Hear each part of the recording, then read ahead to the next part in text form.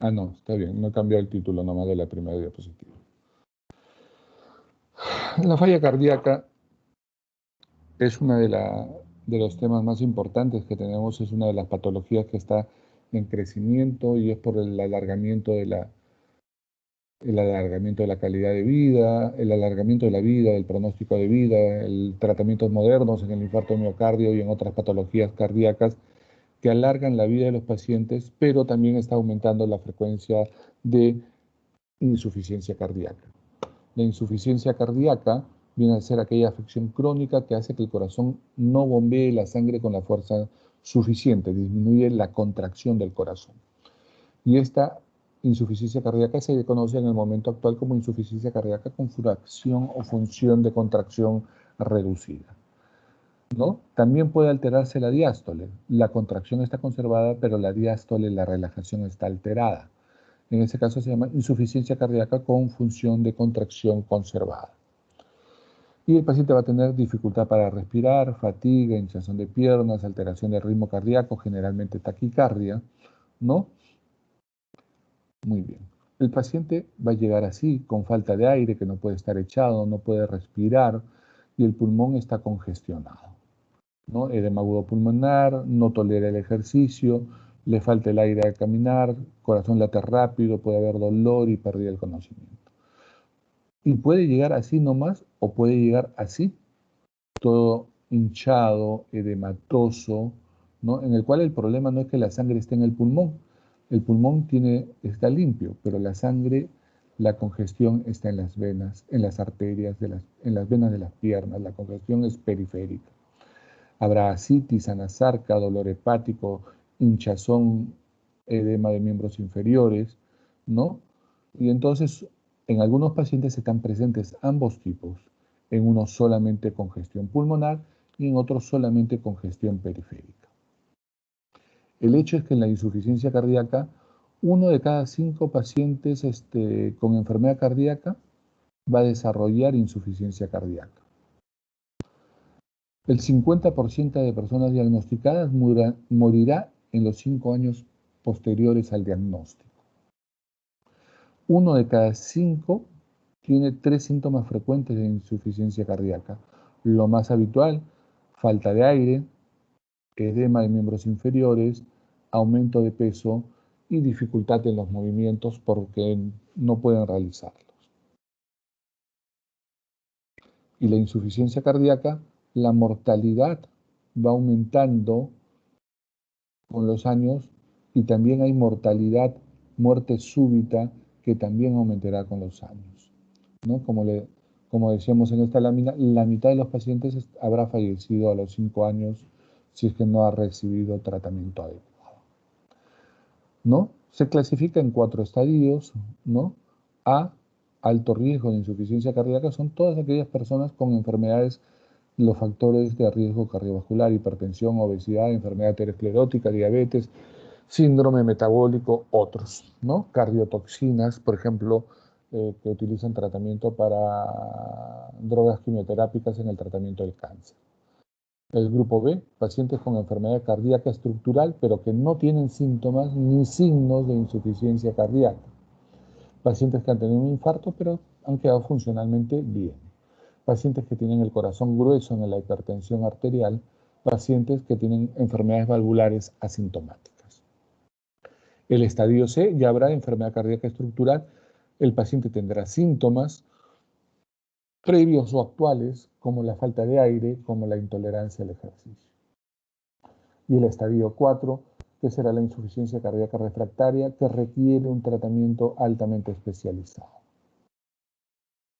Esta es la evolución en el tiempo. El paciente va a estar estable durante un tiempo, va a tener recaídas, pero cada recaída va a ser de que nunca regrese a su estado previo. Y cada vez las recaídas serán más frecuentes hasta que finalmente el paciente fallecerá. Esto en la mayoría de pacientes, si lo dejamos a la historia natural, un promedio de 4 a 5 años.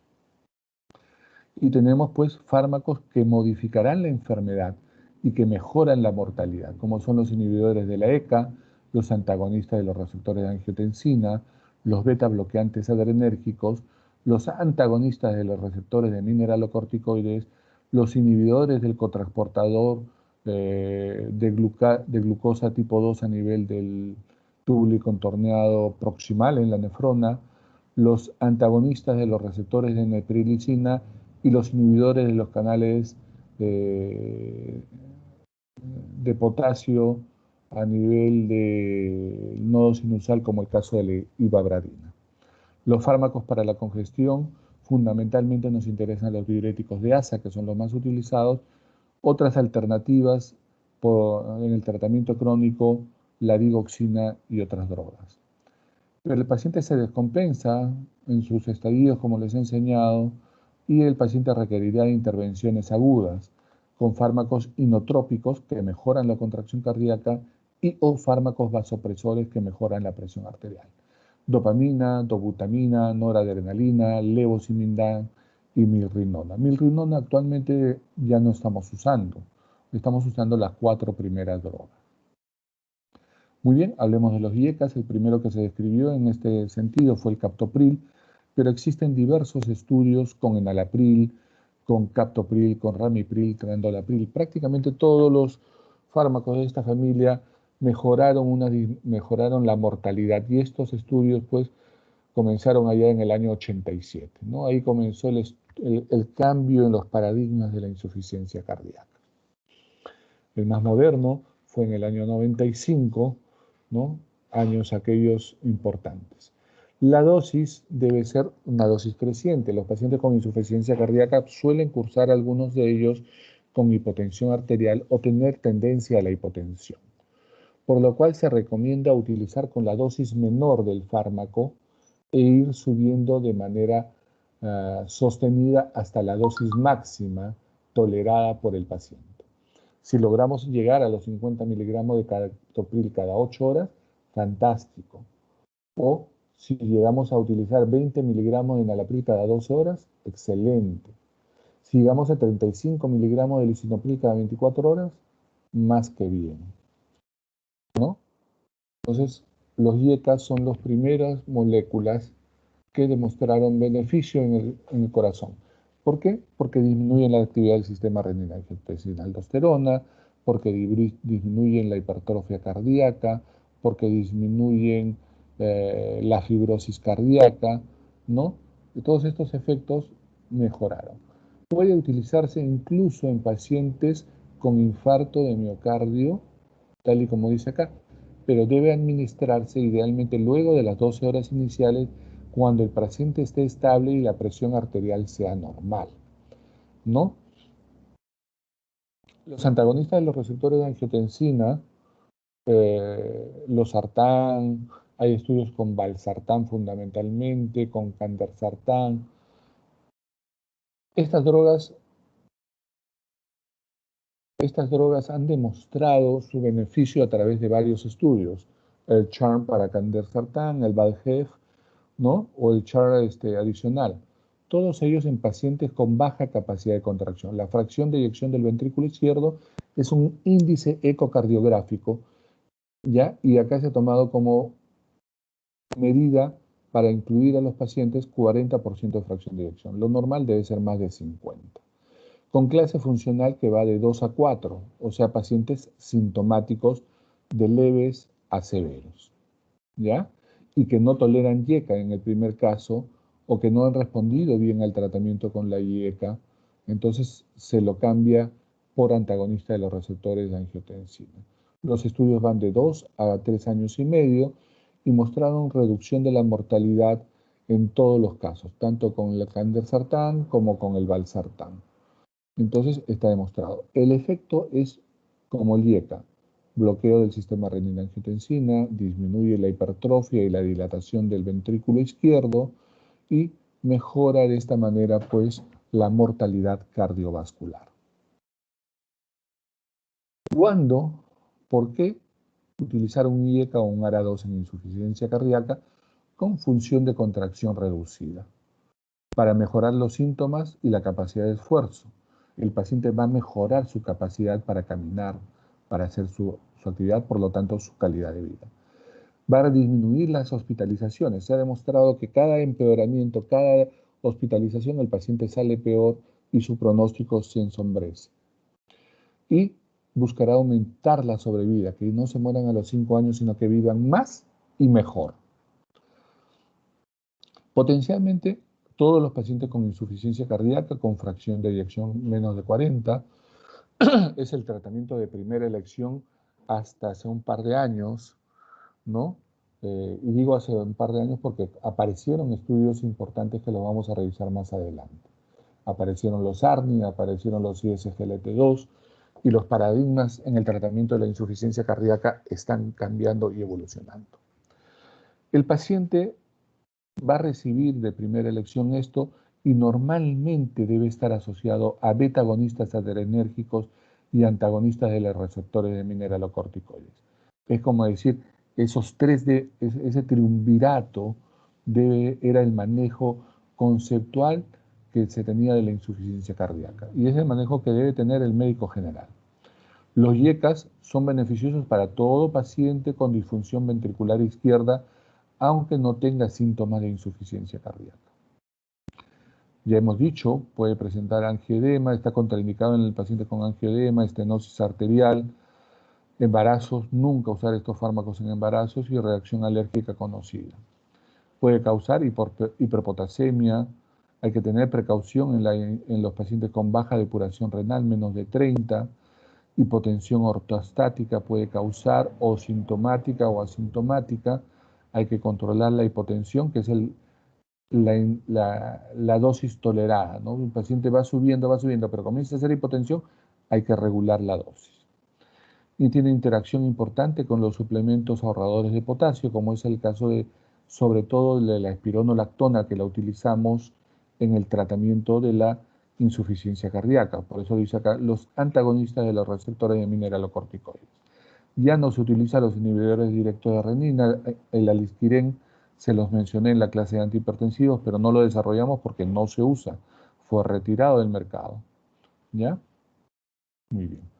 Los beta bloqueadores adrenérgicos, fundamentalmente usamos metoprolol, bisoprolol, carvedilol y actualmente no está incluido en esta diapositiva también el nebivolol. Hay diversos estudios, el más conocido es el CIVIS, el MERIT, ¿no? Y en todos ellos hubo una disminución de la mortalidad cardiovascular entre el 20 y el 50%, ¿no? Y también hay una cosa, estos pacientes cuando son jóvenes pueden ser electivos de trasplante cardíaco. En estos estudios también se mejoró el paciente de su nivel de riesgo y por lo tanto el periodo para ir a trasplante, incluso ir a trasplante con una mejor opción de resultados.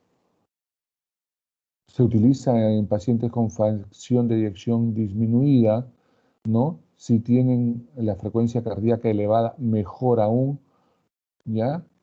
Pacientes sintomáticos que ya están recibiendo IECA y todavía tienen síntomas disnea de esfuerzo, se debe asociar a un IECA, ¿no? El paciente, eso sí, debe estar estable. El paciente que llega inestable por primera vez a la emergencia, llega disneico, que no tolera el decúbito, como la lámina que le presenté, con edema de miembros inferiores, ese paciente inestable primero hay que estabilizarlo, descongestionarlo y recién comenzar el beta bloqueador. Pero puede venir el paciente ya con diagnóstico de insuficiencia cardíaca. Si el paciente no está hipotenso y está un poco congestivo, pero no está francamente congestivo, no está en edema pulmonar, lo que podemos hacer es reducir la dosis del beta bloqueador. Pero si la congestión es importante, si hay hipotensión, si hay bradicardia, definitivamente hay que suspenderlo. El paciente para iniciar su tratamiento debe estar entonces fundamentalmente estable. ¿Ya? Si el paciente sale de una descompensación, lo ideal es primero estabilizarlo. Una vez estabilizado, utilizar el beta bloqueador lo más precoz posible durante la hospitalización. Por eso, antes del alta hospitalaria. Y se recomienda comenzar con dosis baja e ir subiendo la dosis hasta la dosis máxima tolerada por el paciente, que será cuando la frecuencia cardíaca baje de manera significativa, menos de 50 latidos por minuto, o cuando comienza a hacer hipotensión, o cuando el paciente comienza a tomar síntomas porque la frecuencia porque la dosis es muy alta. ¿Para qué dar beta bloqueadores? Para mejorar los síntomas y su capacidad de esfuerzo. La independencia y la calidad es importante, la calidad de vida. Reduce el riesgo de hospitalizaciones y aumenta la sobrevida de los pacientes. Todo paciente con insuficiencia cardíaca, con función de contracción disminuida, sintomático, debe recibir beta bloqueadores. Es tratamiento de primera línea y se usa asociado a IECAS y antagonistas de los receptores de mineralocorticoides. Recordar que debe comenzarse cuando el paciente está estabilizado, ¿no? Y son beneficiosos en la insuficiencia cardíaca grave, pero debe ser la dosis muy titulada con un especialista porque estos pacientes son muy lábiles y hacen hipotensiones, bradicardias con mucha facilidad. Es un arte. Contraindicado en el bloqueo auriculoventricular de segundo o tercer grado, cuando hay isquemia periférica en las arterias de miembro inferior, por ejemplo, pacientes asmáticos. Esto es relativo porque podemos utilizar un cardioselectivo, como el caso del bisoprolol, por ejemplo, ¿ya? En el EPOC no hay problema. El problema es con el asma. La reacción alérgica a alguna droga de esta familia. Precaución, cuando el paciente está en edema pulmonar, cuando está con falta de aire en reposo, insuficiencia cardíaca grave, en ese caso no debe usarse. Cuando se ha exacerbado, si el paciente no viene muy sintomático, podemos reducir la dosis o podemos suspenderla si está muy hipotenso, bradicárdico, ¿no? Si persisten los signos de congestión pulmonar con hipotensión, presión venosa yugular aumentada, edema periférico, intentaremos aliviar con diuréticos, ¿no? Antes de iniciar el tratamiento beta bloqueador. No usar con drogas como el verapamil o el diltiazem, porque estas más bien disminuyen la función de contracción y pueden potenciar los efectos de los beta bloqueadores. La digoxina no debe utilizarse con los beta bloqueadores de manera rutinaria, salvo si y solo si el paciente presente fibrilación auricular con respuesta ventricular alta y no controle la frecuencia cardíaca. La amiodarona, ¿no? La amiodarona se utiliza en la insuficiencia cardíaca cuando el paciente tiene arritmia ventricular. Entonces hay que administrarla con cuidado con los beta bloqueadores porque pueden potenciar su efecto. Y hay que tener también mucha precaución con la ivabradina. Ya hemos dicho que puede usarse asociado a ivabradina cuando el paciente con insuficiencia cardíaca estamos a dosis altas o comienza a tener hipotensión y la frecuencia cardíaca en ritmo sinusal es mayor de 70. Entonces ahí podemos utilizarlo asociado a ivabradina, pero hay que controlar la frecuencia cardíaca que no baje demasiado ni hay alteraciones proarrítmicas. Los beta bloqueadores se van a utilizar en dosis crecientes, desde la dosis más baja, ¿no? Hasta la dosis más alta del medicamento, ¿ya? Luego tenemos a los antagonistas de los receptores de mineralocorticoides, y acá tenemos, en el mercado nacional tenemos espironolactona, y cuando comenzó la pandemia había llegado al mercado nacional la eplerenona. Esto tiene los estudios reales y énfasis, estudios promedio de 2 años con fracciones de eyección severamente disminuidas, menos de 40% sintomáticos, ¿no? Y ambos redujeron la mortalidad en el 30 al 40% de impacto sobre la mortalidad. Y esto es porque, por un lado, bloquea la fase final del sistema renina-angiotensina-aldosterona, bloquea a la aldosterona, ¿no? Y al bloquear a la aldosterona, pues ah, bloqueará la reabsorción de sodio, mejorará, retendrá potasio, eliminará agua a través de la orina y esto mejorará los síntomas. Pero además, este grupo de fármacos produce una disminución de la fibrosis cardíaca, con lo cual esta fibrosis cardíaca disminuirá y mejorará la contracción, ¿no? Además, disminuye la tasa de rehospitalizaciones y la mortalidad por todas las causas. ¿Cuándo utilizar? Asociado a beta bloqueadores y AIECAS para reducir los síntomas, reducir la hospitalización y la sobrevida, ¿no? Todo paciente con función de contracción con función de contracción disminuida, con una sintomáticos, ¿no? Y que estén usando ya IECAs y beta bloqueadores. Contraindicado en toda alergia que pueda tener a esta droga, con cuidado con pacientes que tienen potasio mayor a 5, porque retiene potasio, en los pacientes con disfunción renal, más que por la disfunción renal, porque estos pacientes son retenedores de potasio.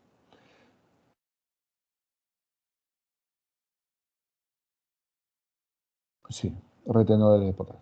Las interacciones farmacológicas a vigilar serán con los suplementos de potasio, con los IECAS, porque los IECAS y los ARA2 elevan el potasio, retienen potasio, con los AINES, cuando se utiliza el antibiótico sulfametoxazol trimetropin, asociados con sales. A veces a los pacientes por su patología les decimos, no coma las sales de potasio, las sales de la sal normal, cómprese la sal alternativa. La sal alternativa muchas veces tiene contenidos altos de potasio.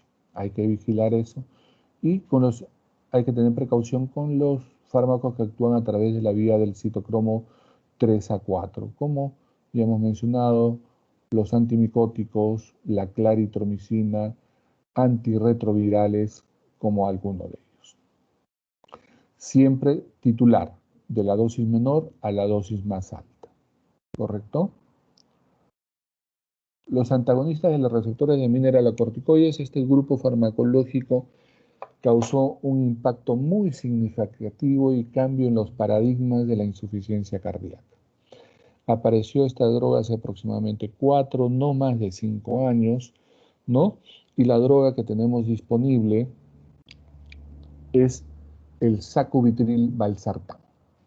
El valsartán es un bloqueante de los receptores de angiotensina que se da asociado al sacubitril. Ya es una droga compuesta. El compuesto del antagonista del receptor de la neprilecina es el sacubitril. En el estudio se midió contra enalapril, que ya había causado una mejora en la mortalidad. Se utilizó en pacientes sintomáticos con baja función de contracción, con péptido natriurético elevado en diferentes niveles, y el estudio estaba programado para 4 años, pero se cortó a los 2 años. Y se cortó porque redujo la mortalidad en 20%, ya en pacientes que ya recibían tratamiento, o sea, 20% encima de lo que ya lo beneficiaba el enalapril a un paciente. Entonces, esta mortalidad fue a raíz de todas las causas de muerte cardiovascular y disminuyó también los reingresos por insuficiencia cardíaca. Fue tan impactante el estudio que ya se han modificado las guías de manejo y actualmente incluso se propone como un fármaco de primera línea, desplazando a los inhibidores de la enzima convertidora de angiotensina. Bueno, el fármaco se une pues va a inhibir al receptor de neprilecina. De esta manera va a impedir su actividad inhibiendo la hidrólisis de péptidos vasoactivos. De esta manera disminuirá el volumen sanguíneo, reducirá la sobrecarga. El sacubitril valsartán, como les decía, es un compuesto de sacubitrilo y valsartán. El valsartán actuará a nivel de los receptores AT1, disminuyendo el remodelado cardíaco, la aldosterona y todo lo que hacen los fármacos de este tipo. Disminuirá la hipertrofia cardíaca, la hipertrofia vascular, ¿no? Por un lado. Pero por el otro lado, ¿no? Existen los receptores de los péptidos natriuréticos de diferentes tipos. Estos receptores de péptidos natriuréticos normalmente van a producir vasodilatación, ¿ya? Y lo que vamos a permitir al bloquear el receptor de neprilecina es de que estos optimicen su funcionamiento produciendo vasodilatación, fibrosis, disminuir la fibrosis y la hipertrofia cardíaca, mejorar la natriuresis y la diuresis del paciente, ¿no? Entonces, este grupo de fármacos, por un lado, producirá vasodilatación, disminución de la presión sanguínea porque es vasodilatador, mejorará el tono simpático, disminuirá los niveles de aldosterona, disminuirá la fibrosis cardíaca, disminuirá la hipertrofia cardíaca, producirá natriuresis y diuresis. Todo esto mejora la actividad cardíaca. De otro lado, el valsartán pues bloqueará la acción mala de la angiotensina 2 y será provasodilatador, disminuirá la presión arterial, el tono simpático, la aldosterona y la fibrosis. Por eso se complementan bien. Actúan haciendo lo mismo a través de dos sistemas diferentes. Y doctor, ¿por qué asociarlo a un bloqueante de los receptores de angiotensina como valsartán y no a un IECA? Y uno podría pensar mal como ahora piensan los conspiracionistas, ¿no? ¿No? Porque el laboratorio era el producto que tenía. Sí, es verdad que el producto tenía eso. Pero cuando estaban en la fase experimental, cuando se asoció a IECA, se vio de que había eventos fatales asociados a edema angioneurótico. Es entonces que el paciente tiene efectos adversos, sí, pues, pero quizás su perfil metabólico sea mejor que la enalapril inclusive. Menos alteraciones del potasio, ¿no? Un poquito más de mareos porque es más hipotensor, un poquito más de vértigo por esta hipotensión. La hipotensión es más frecuente, como ven, 17%, ¿ya? La hipotensión ortostática es casi el doble del paciente con enalapril, pero tiene menos tos, ¿no? El índice de diarreas y síntomas gastrointestinales similares y tiene el doble de edema angioneurótico, ¿ya? Sobre todo cuando se asocia al cambio con el IECA. Si el paciente tenía insuficiencia cardíaca y usaba un IECA y lo queremos pasar a un bloqueante de los receptores de neprilecina, hay que hacer lo que se denomina un periodo de ventana. Se suspende el fármaco por 48, 72 horas y recién se comienza con el ARNI, con el sacubitril valsartán.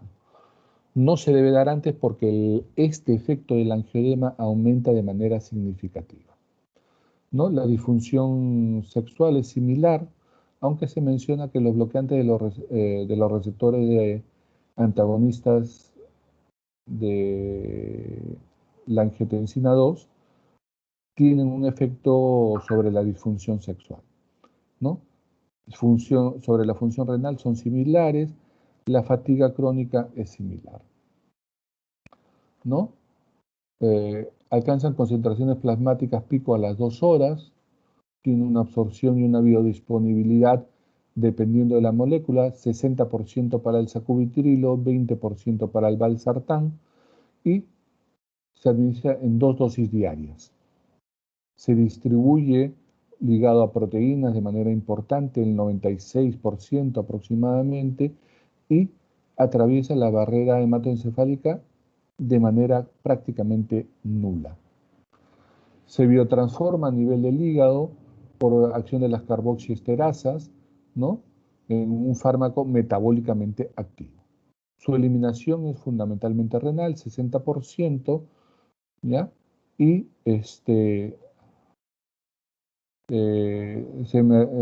también puede eliminarse a través de las heces. Entonces, los ARNI se dan como tratamiento en reemplazo de un IECA o en reemplazo de un antagonista de receptores AT2. Actualmente, si usa un IECA, debe hacerse un periodo de ventana. Si usa un antagonista de los receptores AT2, puede pasarse de manera inmediata. Se hace el cambio inmediato, no hay ningún problema, ¿ya?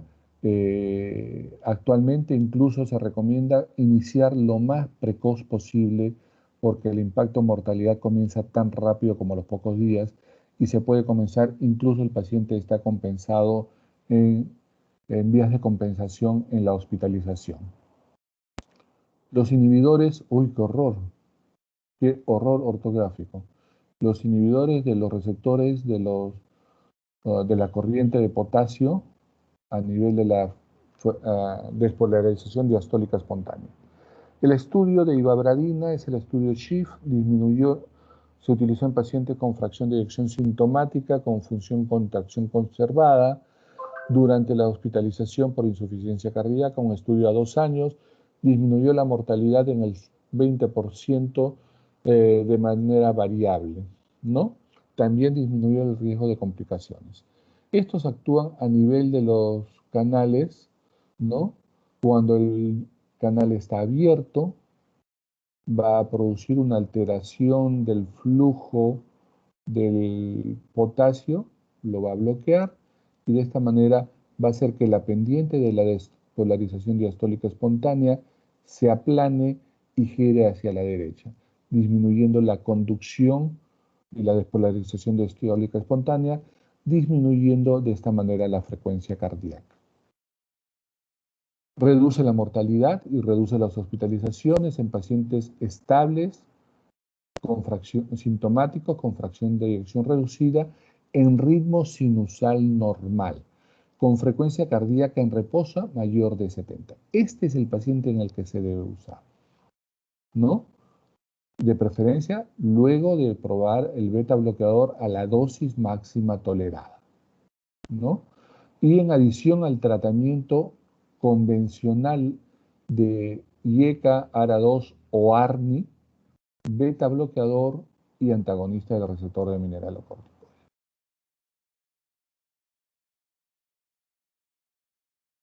Entonces, está indicada, ya hemos mencionado, en pacientes sintomáticos con fracción de eyección reducida con frecuencia mayor de 70, en adición o asociado o no a beta bloqueadores. Contraindicado en pacientes con frecuencia menores de 70, en shock cardiogénico, en infarto agudo de miocardio, en pacientes con hipotensión, insuficiencia hepática, enfermedad del nodo sinusal, bloqueo sinoauricular, insuficiencia cardíaca, angina inestable, paciente dependiente de marcapaso, bloqueo de tercer grado o combinado con fármacos que actúen a nivel del citocromo. Se absorbe de manera rápida y casi completa. Su biodisponibilidad es del 40% por el primer paso hepático, que es amplio e importante.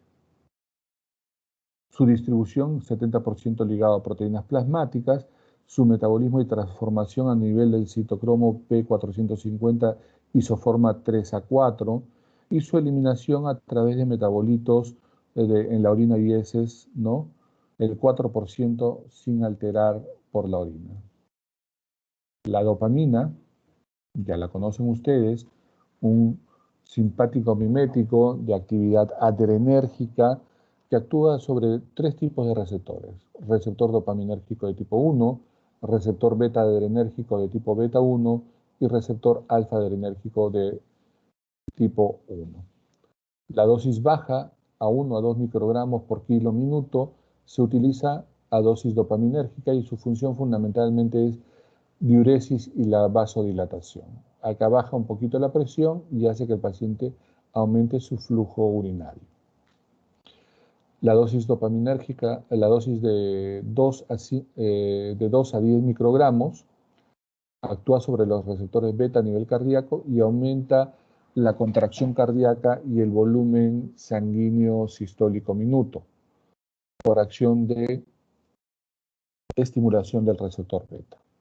La dosis alta, mayores a 10 microgramos kilo minuto, va a actuar sobre el receptor alfa 1, produciendo vasoconstricción y elevación de la presión arterial, ¿no? Entonces, estos son los tres efectos. Se utiliza por vía endovenosa, es en infusión endovenosa, entonces no hay absorción. Se distribuye ampliamente, no cruza la barrera hematoencefálica. Su tiempo de vida media es a los 2 minutos. Su metabolismo se degrada por las enzimas que degradan las catecolaminas, como la MAO y la COM, tanto a nivel renal, hepático y plasmático, y se elimina pues a través de la orina como metabolitos inactivos. Su eliminación, dentro de las 24 horas, se elimina el 80% de todos los metabolitos inactivos, ¿no? Pero la dosis, pues una vez suspendida, inmediatamente los efectos van a comenzar a pasar de manera inmediata. Da las reacciones adversas como todos los fármacos: dolor de pecho, en algunos pacientes falta de aire, lo más frecuente taquicardia, palpitaciones. A dosis baja puede causar hipotensión arterial. Cuando la dosis es muy alta puede comenzar a aparecer arritmias, ¿no? En casos raros y aislados, hipertensión arterial. ¿no? Y con el uso va a aparecer tolerancia, no debe utilizarse por más de 48 horas idealmente, pero puede producir entumecimiento y hormigueo de los dedos debido a la vasoconstricción periférica a dosis alta, ¿no? La dopamina está indicada fundamentalmente en los casos de shock cardiogénico, hipovolémico, séptico, traumático, posoperados de corazón, pacientes con insuficiencia renal aguda para mejorar el flujo sanguíneo renal, pacientes con insuficiencia cardíaca. La dobutamina es una droga sintética, un adrenérgico, un simpático mimético de acción específica o preferencial sobre el receptor beta 1. Se administra por infusión endovenosa continua, igual que la dopamina, ¿ya?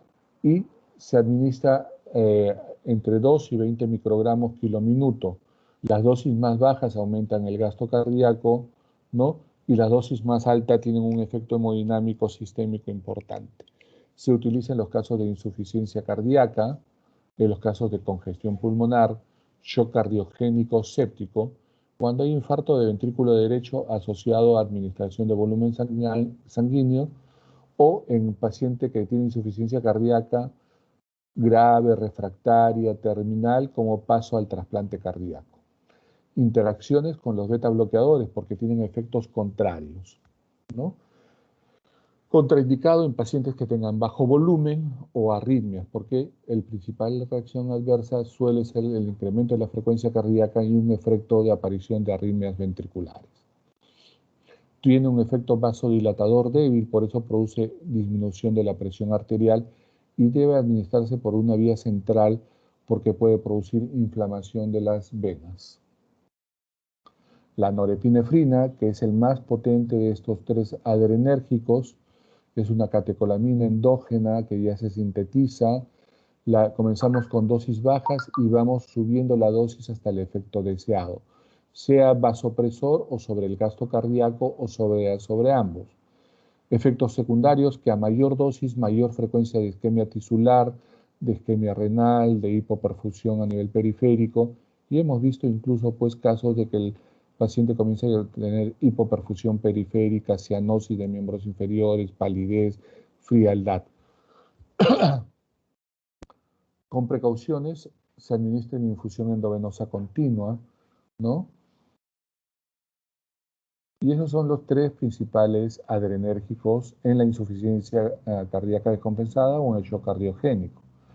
El levosimendan es un fármaco que ya debe tener aproximadamente unos 20 años. Apareció hace aproximadamente unos 20 años y es un fármaco que hemos visto que una de los iones principales es el calcio, responsable de la contracción cardíaca.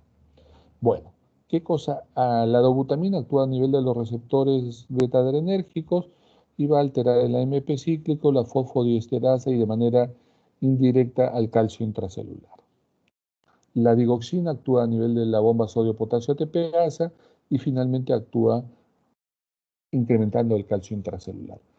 ¿El calcio intracelular para qué? Para aumentar y mejorar la contracción. Pero el aumento del calcio intracelular, en el caso de los beta-agonistas de la milrinona, aumentan el efecto proarrítmio de arritmia ventricular y en el caso de los beta-agonistas como la dobutamina, la dopamina y la noradrenalina, va creando un fenómeno de taquifilaxia. Los sensibilizadores de calcio no aumentan el calcio intracelular, son proarrítmicos, no producen arritmias y no tienen taquifilaxia. ¿Y qué sucede? Lo que hace es aprovechar el calcio intracelular, ¿no? De tal manera que actúa el levosimendan con las proteínas contráctiles, fundamentalmente con la troponina de tipo C, modificando la conformación de la actina, de la tropomiosina y de la troponina C, modifica su estructura química y hace que sea más afín, aumente la sensibilidad al calcio porque lo hace más receptivo al mismo, ¿no? Esta es la foto microscópica de dicho evento. Entonces, la sensibilización al cálcico del aparato contráctil de la célula por el calcio, ¿no? Va a dar ser el responsable de mejorar la contracción cardíaca y va a mejorar el aturdimiento, que es el atontamiento que se produce después del infarto cardíaco. Hay una zona que queda atontada y no se moviliza bien. En los posoperados también. Aperturará también los canales de potasio relacionados al ATP, mejorará pues la fibra muscular lisa vascular y producirá vasodilatación de las arterias coronarias, por lo que puede ser utilizado en pacientes post-bypass coronario y incrementa la perfusión hacia los órganos y tejidos, por ejemplo, la perfusión renal y cerebral, que es importante. También apertura los canales de potasio de ATP relacionados en la mitocondria. Y este será un efecto cardioprotector y de protección de los órganos por el efecto antiisquémico. Tiene efectos hemodinámicos importantes, como la disminución de la presión pulmonar, mejora el gasto cardíaco, mejora el volumen de contracción, disminuye la resistencia vascular sistémica, disminuye la resistencia pulmonar, disminuye los niveles de péptido natriurético. Todos estos efectos claramente beneficiosos. Tiene otros efectos, mejora los síntomas de insuficiencia cardíaca. En los pacientes con insuficiencia cardíaca avanzada ahora estamos utilizando lo que se llama bolos, pulsos del levosimendan, más o menos cada semana durante 4 a 6 semanas y mejorando pues la sintomatología de pacientes con insuficiencia cardíaca avanzada. Puede utilizarse conjuntamente con bloqueadores, tiene un efecto sostenido porque da unos metabolitos activos que pueden durar hasta 4 semanas de manera circulante, no desarrolla tolerancia, no incrementa el consumo miocárdico de oxígeno, tiene un efecto antiisquémico, también disminuye la resistencia vascular pulmonar. Y estos son los dos principales estudios que mejoran pues, el beneficio y la sobrevivencia con el uso del levosimendan. Se ha utilizado en la insuficiencia cardíaca descompensada, en la insuficiencia cardíaca posinfarto, en la insuficiencia cardíaca posoperatoria, en el shock cardiogénico. La dosis va de 6 a 24 microgramos, dosis de carga, en infusión durante 10 minutos, y luego se da a una dosis de 0.05 microgramos a 0.2 microgramos, viendo y evaluando la presión arterial. Si hace hipotensión significativa, habría que suspenderla. Puede darse, como se da en casos avanzados, como han visto, asociada a catecolaminas como la noradrenalina, podría darse, pero producen hipotensión. Generalmente los estudios están asociados a uso de dobutamina, como es el caso del estudio LIDO.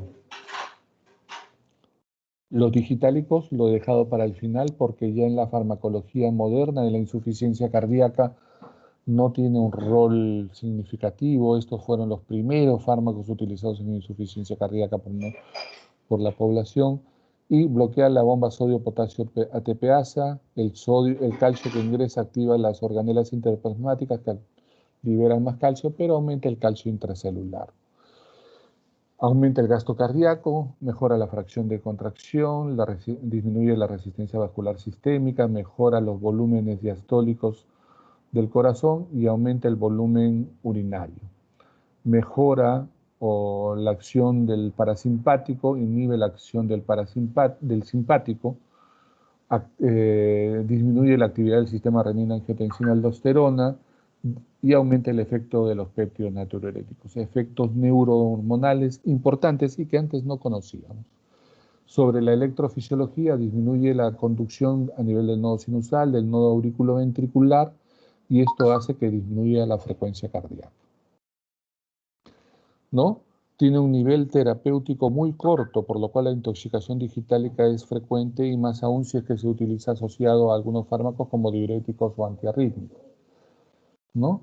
Es de un inicio de acción lento, ¿ya? Es de un inicio de acción lento y su eliminación es fundamentalmente renal. Cuidado con los fármacos que disminuyen el potasio, como los diuréticos, como drogas cardiológicas como el verapamil o la miodarona, ¿no? O pacientes con beta bloqueadores. Cuidado con antiarrítmicos, como ya hemos mencionado, o con algunos antibióticos porque puede producir intoxicación digitálica. Contraindicado en la cardiopatía hipertrófica, en la sospecha de intoxicación digitálica, en pacientes con bloqueo auriculoventricular de segundo y tercer grado, ¿no? En la fibrilación ventricular, en la fibrilación auricular con vía accesoria, porque estas pueden generar fibrilación ventricular. Muy bien. No hemos revisado la terapia diurética porque es fundamentalmente no cambia la mortalidad y es terapia que la idea es eliminar la cantidad y el volumen sanguíneo, bajar el volumen sanguíneo y bajar los edemas. Estas terapias en pacientes electivos pueden haber terapias avanzadas en la insuficiencia cardíaca. Trasplante, dispositivos de asistencia circulatoria, cardiomioplastías, mitroclip, restauración geométrica del ventrículo izquierdo, plastía mitral, bypass aortocoronario. Hay drogas en camino, ¿no? Actualmente los inhibidores del ISGLT2, como la empaglifosina y la canaglifosina, han dado resultados muy importantes en los últimos 2 años y están a punto de ser incluidos en las nuevas guías de manejo porque disminuyen la mortalidad y las rehospitalizaciones. El canakinumab está en fase de investigación, igual que otros sistemas, ¿no? Muy bien, jóvenes. Hemos terminado. Si hubiera preguntas, si no hubiera preguntas,